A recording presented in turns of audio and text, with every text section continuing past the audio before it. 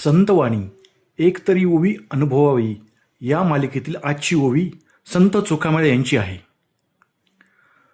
चोखा डोंगा परी भाव नव्हे डोंगा, काय भुललासी वरलिया रंगा.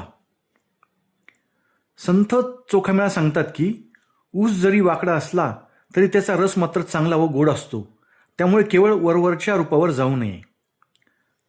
धनुष्य जरी वाकडा असला तरी त्याचा बाण मात्र सरळच असतो, त्यामुळे वरवरच्या आकारावरही जाऊ नये.